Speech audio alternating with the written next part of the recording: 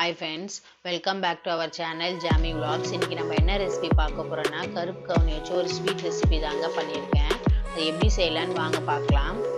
ஒரு கப் வந்து கருப்பு கவுனி அரிசி எடுத்துக்கோங்க. அதில் தண்ணி ஊற்றி நல்லா ஒரு 5 டைம்ஸ் வந்து நல்லா வாஷ் பண்ணிக்கோங்க.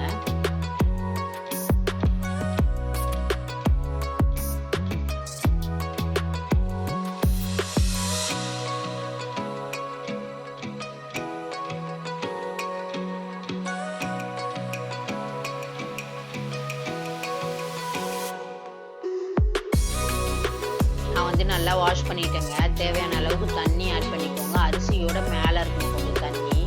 மினிமம் வந்து இதை வந்து 10 hours ஆகுது ஊற வைக்கணுங்க, இல்லைன்னா அரிசி வந்து வேகாது. நம்ம 10 hours கழிச்சு எடுத்து பார்க்குறோம்.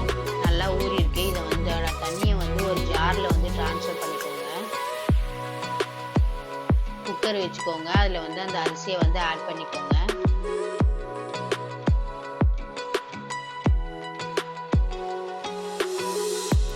ஒரு கப் ரைஸ்க்கு வந்து 4 கப் அளவுக்கு தண்ணி ஊற்றணுங்க.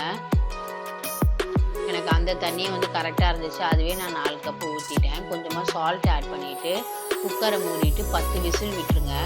அப்போ தான் வந்து அரிசி நல்லா வேகும், சாஃப்டாக இருக்கும் சாப்பிட்றதுக்கும். இப்போ நம்மளுக்கு நல்லா வெந்துட்டு ப்ரெஷர் ரிலீஸ் ஆகிடுச்சு. இப்போ நான் ஓப்பன் பண்ணுறேன். ஓப்பன் பண்ணி பார்த்தீங்கன்னா நல்லா வெந்திருக்கு. நான் ஒரு மேஷர் வச்சு நல்லா மேஷ் பண்ணுறேன். ஒன்றும் அதிகமாக இருக்கும் அப்போ தான் சாப்பிடும்போது.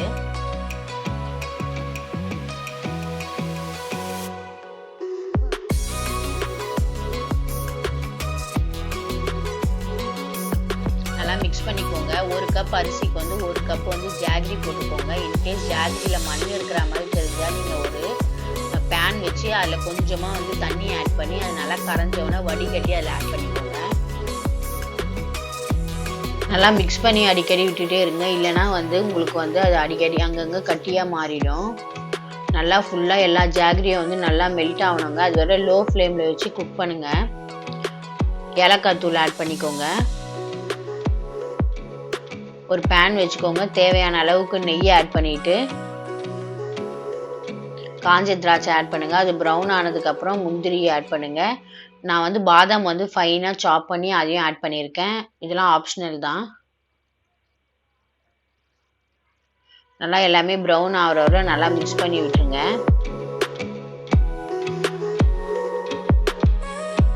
இந்த ரைஸில் வந்து அந்த கீயை ஃபுல்லாக ஆட் பண்ணி விட்டுருங்க. ஆட் பண்ணி நல்லா மிக்ஸ் பண்ணிக்கோங்க.